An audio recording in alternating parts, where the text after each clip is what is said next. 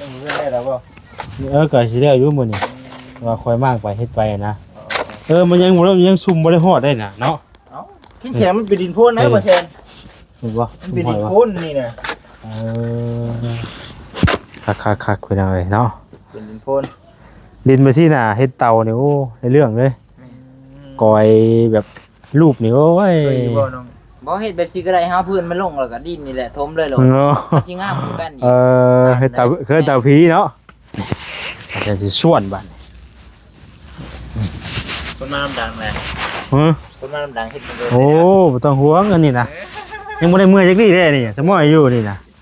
โอ้เอาแล้วก็ยังได้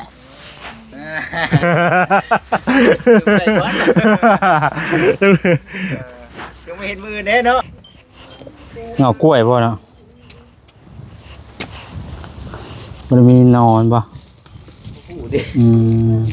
มีนั่นน่ะครับแล้วเพราะมันปลูกกล้วยไว้หลายที่แถวเนาะตะกี้เป็นป่ากล้วยแม่เนาะเต็มมีแต่ป่ากล้วยเต็มเบิดนี่ดูดิฮู้เลยนะเนาะอันนี้ว่าจะซื้อได้กินว่าต้อนไปทางไหนเนาะหมูเด้อพอได้กินตะแรงน้ำเย็น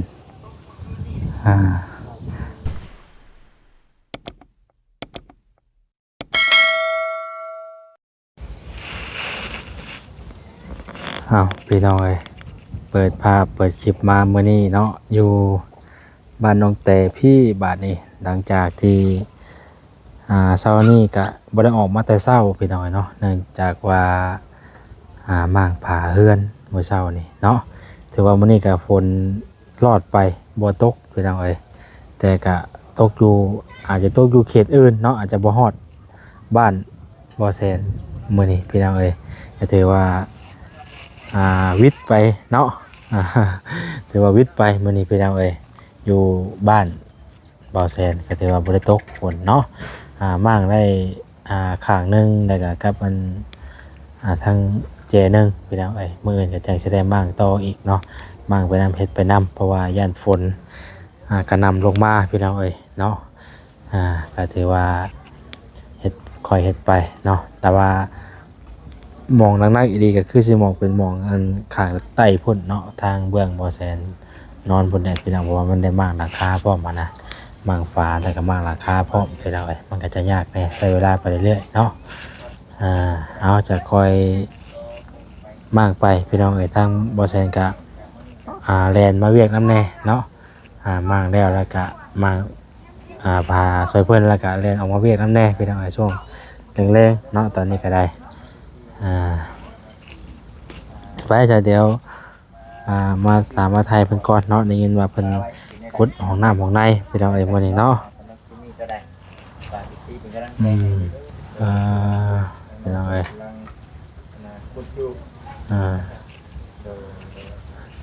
เนาะบ่จิตเดี๋ยวขันบ่ได้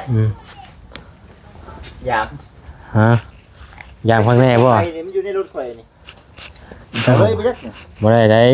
เอาเลยจงไปซื้อแทนได้สวัสดีสวัสดีเนาะสวัสดีเด้อสวัสดีตัวตักง่ายอยู่นี่เนาะตักง่ายว่าอยู่มือเดียวได้นี่บ่แซนเอ้ยมือเดียวบ่มือเดียวป้ามื้อนี้ก็แล้วจ้ะเนาะกันแล้วเนาะน้องเนาะมื้อขนาดมื้อนี้ยังซ้ำนี่เนาะขนาดมื้อนี้ยังซ้ำนี่มื้อนี้แล้วมื้อนี้บ่แซนบ่คิดว่าได้คันบ่เฮ็ดน่ะมันบ่แล้วโอ้ยจริงแท้คือมาช้าแท้มื้อนี้คือมาช้าแท้มื้อนี้มื้อนี้ตัวงานได้ฮู้ข่าวว่าสิได้ยินว่าสิขุดห้องน้ำก็มาชีมค่ำได้แล้วเพราะบ่ได้ขุดน้ำลายปานใดว่าเนาะมาแต่เช้าว่าได้ขุดหลายได้ขุดเป็นมื้อเว้นตัวแล้วพอดีมั่งพาเพื่อนช่วยเพื่อนก็ได้มาช่วยเนี่ยแค่ได้ร้านทั้งเพื่อนนะทั้งเพื่อนได้แล้วบ่ก็สิได้อยู่มื้อนี้ว่าค่อยมากไปเฮ็ดไปนะมันยังซุ่มบ่ได้ฮอดได้น่ะเนาะทิ้งแขมันเป็นดินโพ่นนะบ่แซนเห็นบ่มันเป็นดินโพ่นนี่น่ะคักๆคุยเอาไว้เนาะเป็นดินโพ่นดินมาซี่น่ะเฮ็ดเตานี่โอ้ในเรื่องเลยกอยแบบ รูปนี่โอ้ย เคยอยู่บ่น้อง บ่เฮ็ดแบบสิก็ได้เฮาพื้นมันลงแล้วก็ดินนี่แหละถมเลยโลด เนาะ มันสิงามคือกันอีก เฮ็ดเตาผีเนาะ เอิ้นเตาผีเห็น เนี่ย นะ เตาผีเบิ่งฮะเฮ็ดเบิ่งก่อนน่าจะชวนได้ไงเนาะบ่ดินบ่สิปวด โอ้ จะ ย ตึก โทรศัพท์ก็ฉากบ่ได้ซ้ำบาดนี้ เป็นไร มันไฟมันแห้งเกิน ไประบบ มัน300 บาทพุ่นเนาะ แม่ ฮะโอ้ไผมันแห้งเกิน แต่มันเต็มนะมันจังฉากบ่ได้แต่เก่ามันสิฉากได้ดอกแม่น หรือว่า เต็มมื้อ เดี๋ นี้ ยวมันมือไฟไปจักเนาะ บ่มัน มี มีไฟเปอร์เซ็นต์มันแจ้งบอกว่าไฟอยู่นี่มันแห้งดันเกินไปโทนออกมันว่า ตัวนั้นมัน10,000มิลลิแอมมันน่าจะฉากมันก็เลย มันต้อง ฉากได้ มันต้องผ่านหัวฉากต่างหากอีกเนาะมันแห้งเกินแห้งเกินแต่ฉากบ่ได้บัดนี้บ่ได้ก็โทรศัพท์เฮารองรับบ่ได้ แม่น เนาะ แม่น เออ เอาโตยังก็60วูลนั่นบ่ 60วัตต์บ่ 60วัตต์ 60วัตต์ฉากได้บ่ใช้เจ้านั่นบ่มันบ่ใช้ดีเด้ สวัสดีเฮ็ดเรียกช่วยไอ้ตู้แก้ว เฮ็ดยังน่ะ ม่วนพยางช่วยแล้วลมแห้งเย็นพยาง โอ้บ่ว่าสิก็คักอยู่ได้เนาะ คักอยู่บ่ว่าแสน เฮามันบ่แข็งเลยบ่ได้เมื่อยเด้นี่น่ะ ว่างสิเป็นหน้ามาจักเนื้อเหนียวเขาเนื้อ ว่าเนาะเฟเนาะ เปียกคัก น่ะมันฮ้อนมันฮ้อนหม่องจุดที่ว่าอหยังก็มันชุ่มแล้วเนาะ แม่น ที่ตามดินแห้งอยู่บ่เนาะขึ้นเบิ่งก่อนเด้อมันมี บ่ดินอันนี้น่ะมันโดน โดนบ่ ต่ำก็ล้น ดินเป็นนี่ติ เพื่อมันสิลงมันมุ้ยแล้วดินแห้งไม่จะเจอดินดานแล้วอันนี้น่ะ อันนี้ได้ มันเจอดินดานแล้วเด้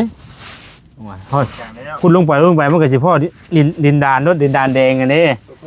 เพิ่นพอก่อนได้ติ เพราะก่อนจะว่าคุณต้องจังแม่นแจ๋นี่น่ะ เอาให้ท่วมนี่แหละแล้วก็เอามัน3ท่อเรียงเด้ สามทอนปอโตเนาะโดนได้แบบนี้น่ะจังว่าเฮ็ดปวกออกอยู่บ่จักบ่คือเป็นโพนน่ะ เอ้าในตู้นั่นเราบอกว่าอยู่นี่เฮ็ดปวกเราอ่ะ เออ ปวกออกอยู่นี่เราอ่ะ ฮ้อนอยู่เนาะ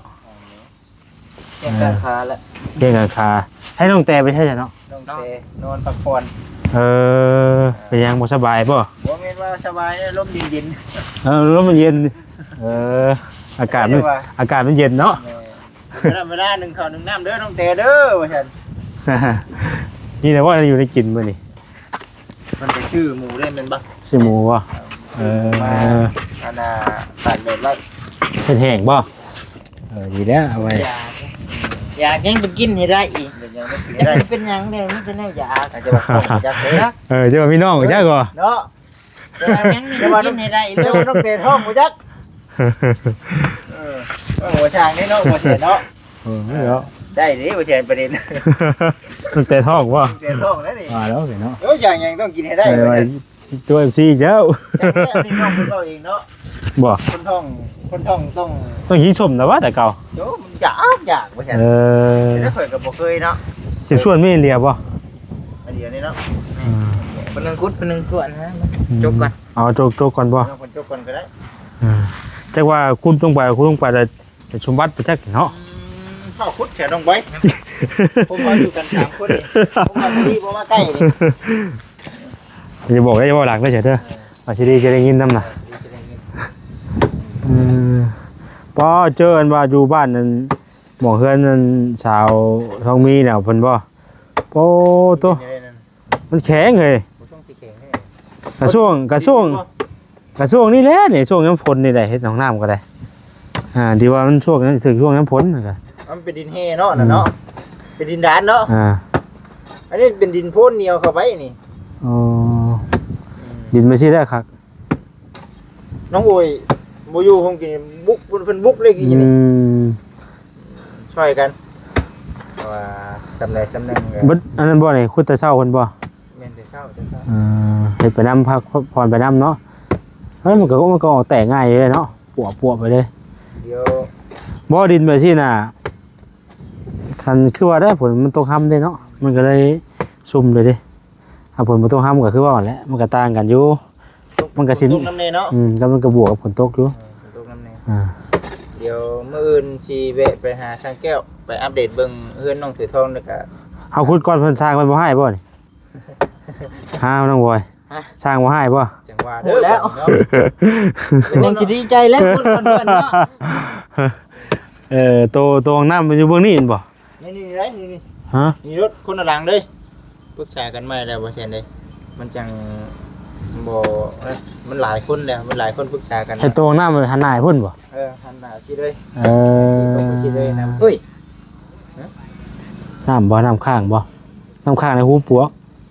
เราเคยมีน้ำแล้วบ่น้ำบ่แล้วบ่นี่ มีอึ่งได้แต่เก่า ว่าเราเคย เอาเคยว่าคุดอยู่บนบ้านนั้นสาวทองมีตะกี้นะ ตัวของน้ำน่ะอยู่วังนี้ว่าแซ่นเอาก็เต็มที่คือกันนะเต็มที่ในการก่อแล้วก็สูงก็เต็มที่เลยนะ มาแล้วก็อึ๊บ เบิ่งบัดนี่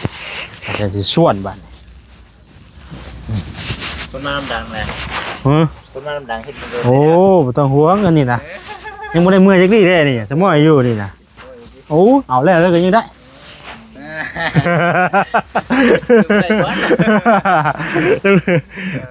ยังไม่เห็นมือเด้เนาะ ไปหมู่เห็นน้ำนัดดิ ไปมือเห็นน้ำเด้ พี่ไผได้จะมาบ่นี่ โอ้หลายเนาะ ไหนบ่ ได้บ่ประมาณ50เซนนะ อ มานี่ก็ ผู้ใดส่วนผู้ใดแลมันก็ไว้เนาะผู้ใดส่วนผู้ใดใดเด้ไว้พี่น้องเอ้ย เป็นคนช่วยนะเพื่อมาฮอดเพื่อแวะถามเครื่องถามของประเภทเครื่องของนุ่งนั่นนี่แหละ ราคาแล้วก็จะช่วยเต็มเรื่อง บ่นี่ก็ตอนมื้อก็สิคือกันนั่นแหละนี่ก็ต้องสิช่วยเพิ่นแล้วจะได้ออกมายังเป็นตอนแรงสินะเพราะว่าจะได้มั่งพาช่วยเพิ่นอีกก่อนตอนเช้ามั่งนี่ก็ช่วงแรงๆอีกจังมาเพราะว่ามันมั่งยากเลยบ่จิตเนี่ยมันโอ้ยคือว่าอะไรพี่น้องจักสิว่าอะไรมันบ่คือเฮือนเฮาอันยังบ่ได้ก่อหยังออกได้ โอ้ เฮือนเฮาก่อแล้วมันยากเลยมันใช้เวลาอีกว่า ย่านดิพิธีพิธันอีกได้เนาะ เพราะว่าได้จ้างเพิ่นเพิ่มอีกกันยากเฮาว่าเพิ่นหากเพิ่นน่ะบ่อยากรับมากอ่ะนะก็สิว่านี่เพิ่นอยากเฮ็ดอย่างเดียวสร้างก็ได้ ฮะ คือเห็นภูเก่าเห็นคือเห็นเขาให้หัก เอากระดุงนั่นแหละเฮ็ดแต่ว่าเพิ่นบ่ฮะ คนมากเลยค่ะ คนมากก็ชุมข่อยนี่แหล้ว พี่เจ้าบ่เป็นคนมาก ก็มากก็บ่เท่ากันแหล้วก็หา โอ้ย ผู้หาคนหาคนนั่นแหละก็ได้อยู่ ดอกมากมันบ่คือเฮ็ดเนาะ สร้างเพิ่นมีแต่อยากมามีแต่อยากเฮ็ดอย่างเดียว เฮ็ดอย่างเดียวดิ อย่าได้อยู่ จังบ่ได้เสียเงินหน่อย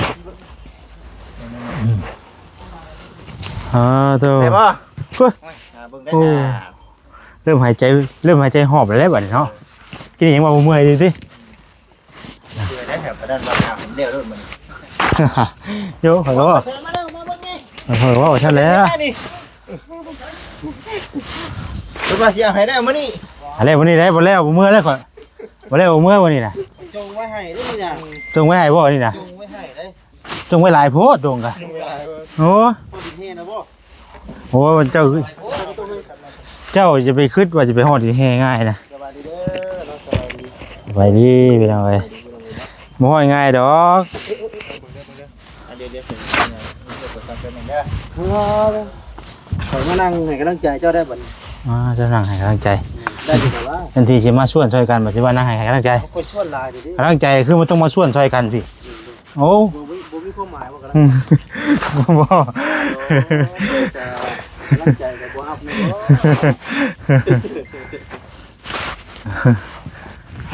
เจ้า ได้จะชวนแล้วน่ะ โอ้สิเบิดได้นี่ สิกินได้ สิเบิดแล้ว เริ่มดับปึ้งนี่เนาะ โอ้ กำลังเริ่มปึ้งถือว่าเติมนึงแล้ว ตัวหนึ่งแล้วอุ๊บอ๋อฮ่า ขนาด คักให้แต่ไม่ล้มเนาะให้แต่ไม่ล้ม ตอนนั้นน่ะมันบ่ขึ้นเลยแต่ในธรรมดาจะได้มื้ออื่นจะว่าเด็ดจังได๋ ก็ไม่รู้แล้วตัวนี้ แต่ว่ากันอีกทีนึงเนาะ ขนาดผลว่าจิตก100%นะบัดมิดไปเหมือนเนี่ยโอ้รอดไป ดีแล้วคือเห็นเจ้าเตะเพื่อนบ่ แม่น เตะเพื่อนบ่ แม่นมากได้มากพาเพื่อน ดีแล้วมันบ่ตกเลยขนาดตัวเฮงถ้าบ่ได้บ่นอนได้อันเปอร์เซ็นต์มันผลเอาเบิ่งมันทุกครับเนี่ยเกี่ยวกับเชื่อมันเกี่ยวกับ ชื่อว่าบันได อ่า เคลื่อนไปเรื่อยๆเนาะในเมฆเนาะเคลื่อนไปตามลมตามอากาศไป อ่า มาเขียนมาเรามีเรื่องนึงบ่เสร็จ ไปสักแป๊บบ่ อยากแสกกันด้วยไว้ เนี่ยก็จะพูดแล้วอยู่ ไปว่าสิชื่อเด้อไปขึ้นหน่อยสิชื่อบ่เสร็จ เงื่อนสิชื่อได้บ่ เชื่อของใช่เชื่อของข่อยก็ได้ไปสิขายต่อไป อะไร ฮะบ่แพงดอกนับพันนี่แหละ น้ำตัน เอาถือว่าขายรูปเลยข่อยซื้อ1,500ข่อยขาย1,000รูปเลย ก็ถือว่าสากว่าน้ำกันกระตืบนึงอยู่เนาะ ขนาดซุมเจ้าก็ยังช้ำเจ้าของไปให้เลยเกือบช้ำเจ้าของนะ นึงเข้าเอาคนนี้ เห็นบ่คิดฮอดข่อยบ่ กินทอดแล้วกินทอดข้าวเว้งเลย โอ้มาโอ้ตายแล้วชาญ นี่บอกให้ไปชื่อถ้ามาแทนเราอีกอะไปสั่งเราบอกข่อยไปชื่ออีก ชาดีใจว่ากินทอดเท่าที่ มันเจ้าก็ซื้อเอาแล้วฉันแท้เนาะบางเทื่อมันบ่ได้ไปนํกันตลอดที่ได้จ้ะบางคนในเวลาซื้อในอื่นยังซื้อได้ซื้อเนาะบ่เลยคนเฮาน่ะต้องมักให้หมู่เว้าใส่ให้ก่อนเด้คันว่ามักคันว่าเว้าน่ะเป็นใจได้บัดนี้ เป็นใจ คือว่าสิดีนี่นะ คอยน้ำมันให้ คันหมู่เว้าได้เฮ็ดอันได้บัดนี่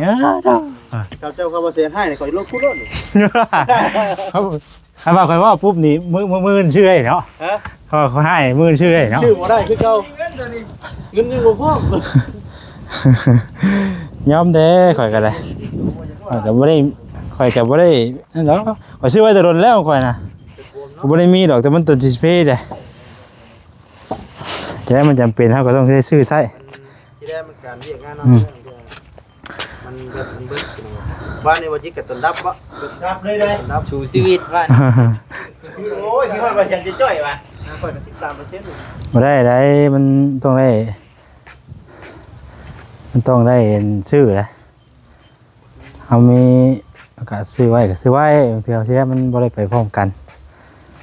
คอยจบที่ก่อนขอแบตขอสิเบิดละ อ่า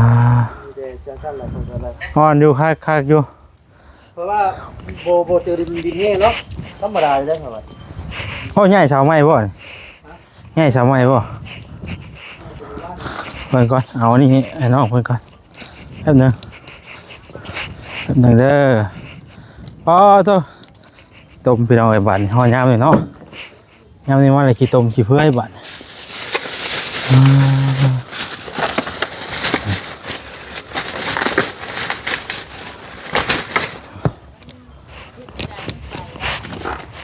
ตู้แก้วไปให้ไหนเป็นตู้แก้ว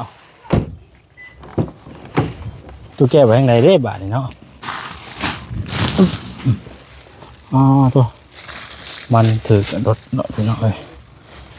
เหม็นได้บาดนี่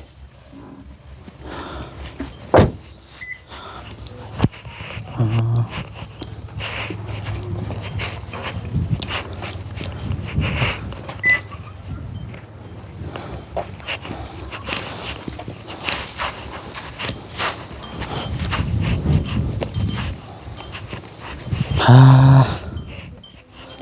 เงากล้วยป่ะเนาะมันมีนอนป่ะ หูดิ นี่นั่นน่ะหนครับแล้ว เพราะมันปลูกกล้วยไว้หลายที่ไหนเนาะตะกี้เป็นป่ากล้วยเลย แม่ เนาะ เต็มมีแต่ปากกล้วยเต็มไปเลย ตัวเดียวเลยนะ น้องอันนี้ว่าจะซื้อได้กินว่าต้อนไปทำไงเนาะหมูเด้อพอได้กินตอนแรงน้ำเย็นตื่นพอดีคนสิหนึ่งเข่า ๆ นี่ โอ้ย กินเข่าอยู่แล้วมันนี่ กำลังฝันอยู่จักฝันดีๆเด้อ กำลังฝันดีเด้อ จะว่าสิเด็กเล่นอยู่จักเนาะ มาสิบตันไปได้ โอ้ยเนาะเมื่อคืนนี่ชื่อเลขเพิ่งไปออกเลขเต่าโว้ยคนละเรื่องกันเลย หัวมันกดเขา จะไหนบ้านเฮาน่ะ ใส่แล้วเพิ่งเองบูหูเนาะ จะไหนบ้านเฮาน่ะเพิ่นบ่ค่อยซื้อเลขเต่า เจ้านี่มีคนถือได้ มีบ่ 3,600,000 มันก็เป็นบางคนพี่น้องบางคนก็ซื้อคือเก่าบางคนก็เป็นเลขเต่า ถือแล้วก็ใส่ในนี้เลย ใช่นี่เด้อ ฝากเหรอ แปลว่าซื้อแบบเส้นเอาแล้วเนาะ แม่นเขาไปจิ้มแล้วถือใจเลย แต่ก็ฮักเอาอยู่หั่นเลย แม่น ยังบ่ทันจ่ายเงินครับเนาะแต่มันถือกระมวลอยู่พี่น้องเอ้ยบ่ถือนี่ก็ว้ายคือว่าแล้วมันก็เฮาก็ซื้อบ่หลายซื้อพอได้รุ่นได้หยังกันไปแหล้วซื้อพอได้รุ่นแค่ว่าแต่แรงมันห่มเนาะมันห่มบ่งนี่ละขั้วนี่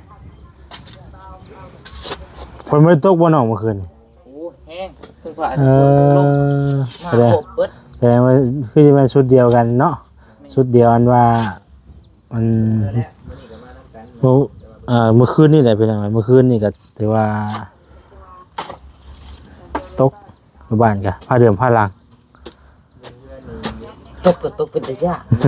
ใหญ่บ่มบูบ่ม มีลมมีอย่างกับใครอยู่เนาะแต่งขักแร่ไปแล้วไงนี่ห้องน้ำมีห้องน้ำมีกลัวขักบ้านยังไม่เข้ามาบ้างมัน เข้ามาเพิ่นเมื่อแล้ว มันอยู่ใกล้ๆได้ไปหน่อยเนาะเพราะมันก็อยู่ใกล้ๆ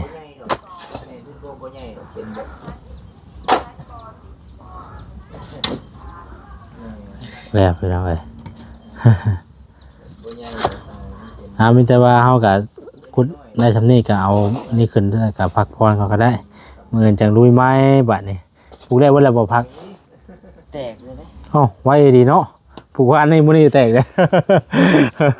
ไว้ดี คือกันนาทีเดียวเอาเพื่อน ว่า และบัดนี้มันสิขึ้นแล้ว ไปเอาไอ้เบิ่งเห็นตั้งแต่ย่างมาเลยเบิ่งฝันดีอยู่ว่าเบิ่งถามมันก่อนนะ ฝันดีอยู่บ่ตั้งแต่นี่โอ้ยเบิ่งก่อนน้องบอยเพิ่นก็ส่วนขึ้นอยู่ใครอยู่แต่ว่ามันดินอ่อนนั่นแหละเนาะค่อยขุดไปเรื่อยๆเสาก็งามซ้ำเสาก็52คักหลาย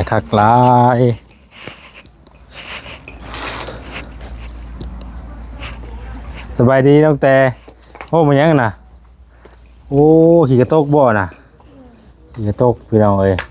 อันที่เอามาแต่พุ่นบ่จูไผหลังไผง่ายเลยพี่น้องเอ้ยเนาะเขาจะเฮ็ดเป็นขายบ่ไม่ได้ฟันดีบ่นึกว่าได้ตัวเล็กจ้ะ นึกว่าได้ตัวเล็ก ปวดขาได้เลย ปวดขากินยานั่นอยู่บ่ นอนบริกิน บ่ได้กิน ยานอนเบิร์ ยายังกินแต่ก็ ยาแก้อักเสบกับยาแก้ปวดยาปลา มันปวดขาเนาะอากาศเย็นหนาวๆนี่ให้ปวดบ่ นี่ก็ปวดอยู่ แต่ว่ายังบ่ฮอดกำหนดเพิ่นเคยได้ไปกวดไปหยังขึ้นบางอยู่บ่ทันแต่มานี่ สิไปเมื่ออื่นนี่แหละ มื้ออื่นบ่รอบบ่ได้ว่าได้รอบนัดบ่ได้ว่า นอกไปกวดเบิ้ง ไปกวดบางบามันเป็นได้เนาะไปกวดไปเช็คเบิ่งพี่น้องเพราะว่าเฮาก็บ่ฮู้ว่าทางในมันเป็นได้อ่ะนะ ปวดมุก มันตอดปุ๊บมุบบ่ นี่มันอากาศลมๆเย็นๆมันก็ปวด อากาศลมๆเย็นๆนี้มันสิตอดตุ๊บบ่ แม่ห้องเต็มกินไข่เลยเนี่ย หรือว่าคำว่าเฮาเอาเล็กออกมันก็สิเศร้าปวดแต่อย่างอยู่บ่เนาะเพราะว่าได้เฮาครึ่งเนาะถ้าเป็นแผลทางนอกก็ยังเจ็บไปได้เลยถ้าเป็นทางในยังบ่ว่าแล้วโอ้ได้ทานแล้วบัดนี้ทานเต็มตารางบัดนี้ หนาวเลย ฮะ หนาว หนาวโอ้ว แต่ว่าแต่ดาวเฉยพี่เลยนอกจากนี้เราฮอดว่าฉัน กินยาพักผ่อนมะแรงนี่จะเอาผมจิโตกอีกจักเนาะ มันปวดคือเมื่อวานเนาะ ปวดบ่ ปวดมาก ให้เขาเฮ็ดเวียก ให้ปวดประจักเนาะหรือว่าได้ทำให้ลำหน้าเฮ็ดแนวนักๆเนี่ยโอ้เฮ็ดบ่ได้ได้น้องๆเนาะแต่ว่าเฮ็ดแนวนักๆนี่คือบ่ได้ไปดอกโอ้ที่กระตกนี่ถือว่าหลังไฟง่ายพี่น้องเอ้ยเนาะติดไวเท่าไหร่น้องอีกสิพุ่นน่ะกล่องหนึงบ่มันเป็นเนี่ยก็เป็นมัดบ่แพงบ่อันหนึงเท่าไหร่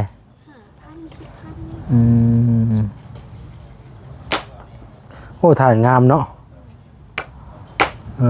ทานเป็นตะกร้าดีอยู่ไปแล้วชื่อใช้ทานนี่น้องนี่228,000ตัวแก้วอยู่บ่คือเห็นย่างออกไปนอกบ่กินนี่ตัวแก้วเราไปได้ไปแล้ว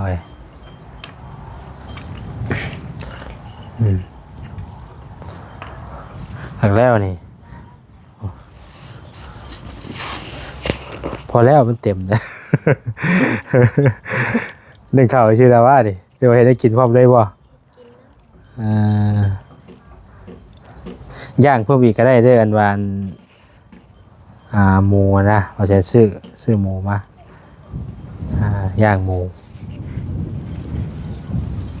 จามอย่างเกาะจามหมูเลยแหละไปเอาเนาะ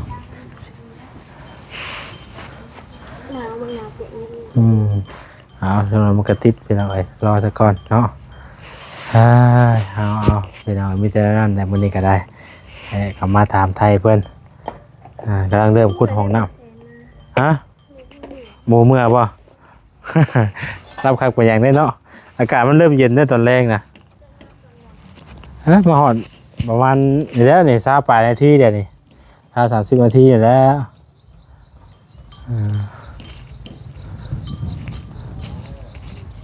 สร้างยังบ่ทันมาเฮ็ดบ่วันมีตัวแก้ว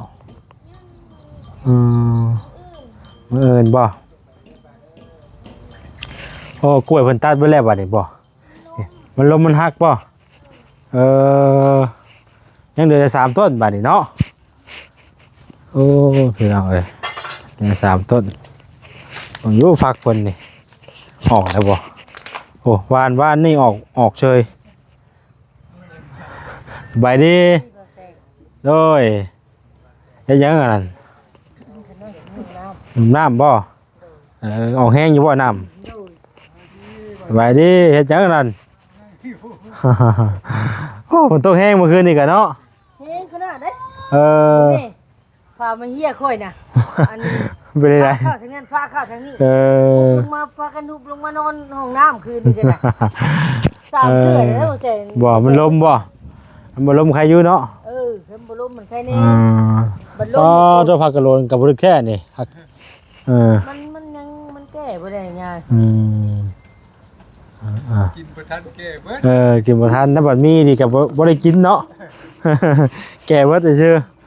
โอ้ต้นหมกฮู้เพิ่นก็ปลูกจนชุดอันนี้พี่น้องเอ้ยชุดคันหัวเลยโธ่ไปซะพี่น้องเอ้ยก็บ่มีหยังมื้อนี้เนาะมา